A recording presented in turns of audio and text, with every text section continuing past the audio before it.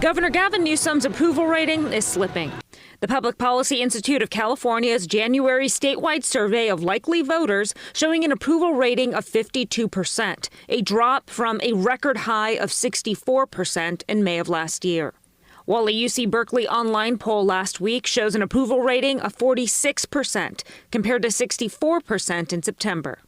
Isaac Hale teaches political science at UC Davis. Well, I think what stands out to me is that even as recently as a month ago, he was riding pretty high despite the very bad news in California. This as a recall campaign gained some momentum. Longtime KCRA 3 political reporter and now analyst Steve Swat weighs in on what changed. I think there's a fairly decent-sized segment of California that is frustrated over how he has handled the coronavirus situation. And that has led some people to believe he should be thrown out of office. No doubt about it, that frustration is real. But California has seen its share of recall campaigns.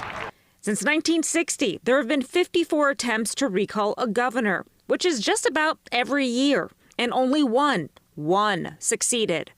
Governor Gray Davis in 2003. Now with Governor Davis, it was an energy crisis and a budget crisis, and he didn't handle the energy crisis very well at all. With Governor Newsom, there is certainly frustration with the vaccine rollout. There was the self-inflicted wound with his dinner in Napa with a lobbyist and not wearing a mask and following his own protocols, and a lot of just frustration from a lot of people. Another major difference is that compared to 2003, the Democratic Party is simply much more dominant in California than it was when Arnold Schwarzenegger emerged victorious from that recall effort.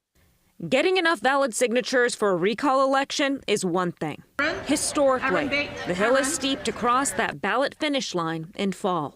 Well, I think this recall campaign has a better chance of qualifying than it does in succeeding. We start reopening, kids are back in school, many more Californians are vaccinated.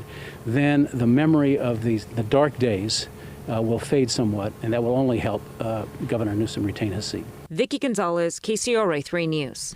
According to the Public Policy Institute of California, when Governor Davis was recalled, he faced a disapproval rating of roughly 70% of likely voters, and 55% ultimately voted to remove him. As for Governor Newsom, his current disapproval rating is 43%, which is significantly less than what Davis had back in 2003.